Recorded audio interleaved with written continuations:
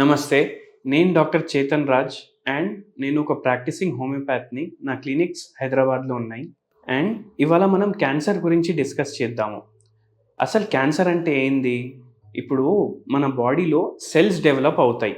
మీరందరూ వినే ఉంటారు. సెల్స్ ఉంటాయి. మన బాడీ మొత్తం సెల్స్ తోటి డెవలప్ అవుతుందన్నమాట. సో, ఈ సెల్ గ్రోత్ ఏదైతే ఉంటుంది నార్మల్ ఉన్నప్పుడు మనకు క్యాన్సర్ లేనట్టు. కానీ ఒక్కొక్కసారి ఏమవుతుందంటే ఈ సెల్ గ్రోత్ అబ్నార్మల్ అయిపోతది. అండ్ సెల్స్ ప్రొడ్యూస్ అయినంక అవి రెస్ట్ తీసుకోవాలని అనుకోండి. కానీ ఒక్కొక్కసారి ర్యాపిడ్ సెల్ గ్రోత్ ఉంటుంది. అబ్నార్మల్ సెల్ గ్రోత్ ఉంటుంది. అండ్ అన్‌కంట్రోలబుల్ సెల్ గ్రోత్ ఉంటుంది. సో, అవిటిని ట్యూమర్స్ అంటారు మన బాడీలో. ట్యూమర్స్ అంటే అబ్నార్మల్ గ్రోత్. ఇది సెల్ గ్రోత్ వల్ల అవుతుంది. ప్లస్ దీనికి బ్లడ్ సప్లై కూడా ఉంటుంది. బ్లడ్ కంటిన్యూస్లీ సప్లై అవుతూనే ఉంటుంది. దాని సైజ్ ఏమో పెరుగుతూనే ఉంటుంది. అందుకే మనం తినే ఆహారం ఏదైతే న్యూట్రిషన్ ఉంటుంది మన బాడీకి సప్లై అవ్వకుండా ఈ ట్యూమర్కి సప్లై అవ్వడం స్టార్ట్ అయిపోయి ఆ ట్యూమర్ గ్రోత్ పెరిగిపోతుంది. ట్యూమర్ అంటే అబ్నార్మల్ గ్రోత్.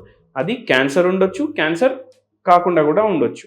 కానీ క్యాన్సర్ ఉండి మనకు ట్యూమర్ గ్రోత్ అవుతుంది అంటే దానివల్ల ఇప్పుడు న్యూట్రిషన్ మీరు తినేది మొత్తం మీ బాడీకి పోవాలి. కానీ ఏడికి పోతుంది? ఆ ట్యూమర్ గ్రోత్లో పోతుంది. ఆ ట్యూమర్ గ్రోత్లో పోవడం వల్ల క్యాన్సర్ పేషెంట్ల వెయిట్ ఏమో తగ్గడం స్టార్ట్ అవుతుంది. ఇట్లా వెయిట్ తగ్గడం, హెయిర్ ఫాల్ అవ్వడం అండ్ ఇట్లా మీకు ఎక్కడైనా అబ్నార్మల్ గ్రోత్ కనిపిస్తుంది. లేటర్ స్టేజెస్ ఆఫ్ లైఫ్లో వస్తుంది క్యాన్సర్ జనరల్. చాలాసార్లు అన్‌డిటెక్టబుల్ ఉంటుంది. కానీ ఇప్పుడు మనం రెగ్యులర్లీ ఇన్వెస్టిగేషన్స్ ఒక ఏజ్ తర్వాత రెగ్యులర్లీ చేయించుకుంటూ ఉండాలి. అయితే మనం స్టార్టింగ్ స్టేజెస్లో ఉన్నప్పుడే తెలిసే అవకాశాలు ఉంటాయి. జనరల్లీ చాలా టైప్స్ ఆఫ్ క్యాన్సర్స్ ఉంటాయి. కానీ ఫీమేల్స్లో బ్రెస్ట్ క్యాన్సర్ కామన్, మేల్స్లో లంగ్ క్యాన్సర్ కామన్, స్మోకర్స్లో lung cancer common, oral cancer common, colorectal cancer common. So ఇట్లా ఇవి కొన్ని కామన్ టైప్స్. కానీ మెలనోమా అనేసి ఒక క్యాన్సర్ ఉంటుంది. మళ్ళీ మల్టిపుల్ మైలోమా అనేసి ఒక టైప్ ఆఫ్ క్యాన్సర్ ఉంటుంది. బోన్స్లో కూడా క్యాన్సర్ వచ్చే ఛాన్సులు ఉంటాయి. బ్రెయిన్లో ట్యూమర్స్ అవుతాయి. కానీ ప్రతిసారి ట్యూమర్ ఉన్నప్పుడు అది క్యాన్సర్ ఉండాలి అనేసి రూల్ లేదు. ఇప్పుడు మనకు పుట్టుమచ్చలు ఉంటాయి కదా, మోల్స్ అంటారు దాన్ని. అవి కూడా ఒక టైప్ ఆఫ్ ట్యూమర్. కానీ అది క్యాన్సర్ ట్యూమర్ కాదు, అది బినైన్ ట్యూమర్. సో ఇట్లా క్యాన్సర్లో కూడా వేరే వేరే రకాల క్యాన్సర్స్ ఉంటాయి. ట్యూమర్స్లో కూడా బినైన్ ట్యూమర్స్ ఉంటాయి, మ్యాలిగ్నెంట్ ట్యూమర్స్ ఉంటాయి. అండ్ ఇప్పుడు హోమియోపతి మనకు ఎలా హెల్ప్ చేస్తుందంటే, ఇప్పుడు కొన్నిసార్లు ఏమవుతుందంటే చాలా లేటర్ స్టేజెస్లో తెలుస్తుంది పేషెంట్కి క్యాన్సర్ ఉందనేసి. ఇంకా డాక్టర్స్ కూడా చాలాసార్లు ఆన్కాలజిస్ట్స్ ఇంకా హోప్ లేదు అని చెప్తారు. కొన్ని నెలలే టైం ఉందని చెప్తారు.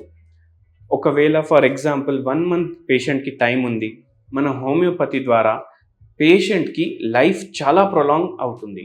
అండ్ ఇప్పుడు క్యాన్సర్ తోటి అసోసియేటెడ్ సిమ్టమ్స్ ఉంటాయి. ఆ సిమ్టమ్స్లో కూడా చాలా మార్పు ఉంటుంది.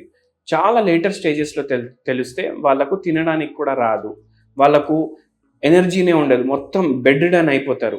సో అది అంతా రివర్సల్ అవుతుంది, సిమ్టమ్స్ తగ్గుతాయి. ఒక్కొక్కసారి నా దగ్గర ఎట్లాంటి కేసెస్ ఉన్నాయి అంటే నా పర్సనల్ కేసెస్, ఇట్లా జస్ట్ ఇప్పుడు చనిపోతారు పేషెంట్ 15 days 1 monthలో అని చెప్పేది. వాళ్ళు కూడా 4 years 5 years 7 years 8 years బతికారు. ప్లస్ స్టార్టింగ్ స్టేజెస్ ఉన్నాయి అనుకోండి, అదైతే పూర్తిగా రివర్సల్ అయిపోతుంది. ఒకవేళ చాలా లేట్ స్టేజెస్లో తెలిసిందంటే మనం మందులు వాడుతూనే ఉంటాం. అది రివర్స్ అయిపోయిన తర్వాత కూడా మనం మందులు కంటిన్యూ చేస్తాం. హోమియోపతి బ్యూటీ అది. ఎందుకంటే ఇది పేషెంట్ని ట్రీట్ చేస్తుంది, రోగానికి ట్రీట్ చెయ్యదు. ప్రతి క్యాన్సర్ పేషెంట్కి మందులు వేరే ఉంటాయి. ఇప్పుడు మన దగ్గర చాలా స్టేట్స్ నుంచి, చాలా కంట్రీస్ నుంచి పేషెంట్స్ ఉన్నారు. అండ్ వాళ్ళకు చాలా మంచి రిజల్ట్ ఉంది క్యాన్సర్ ట్రీట్మెంట్స్లో. క్యాన్సర్ ఎలా అవాయిడ్ చేయాలి మనం? ఒకవేళ ఇప్పుడు మనకు క్యాన్సర్ లేదంటే as much as possible plastic ప్రోడక్ట్లు ఏమో వాడొద్దు. ఎందుకంటే ఇప్పుడు మనం ప్లాస్టిక్ తోటి టోటలీ సరౌండెడ్ ఉన్నాం. ప్లాస్టిక్ పెద్ద cancer causing agent. So plastic నుంచి యాజ్ మచ్ యాజ్ పాసిబుల్ మీ లైఫ్ నుంచి మీరు తీయడానికి ట్రై చేయండి.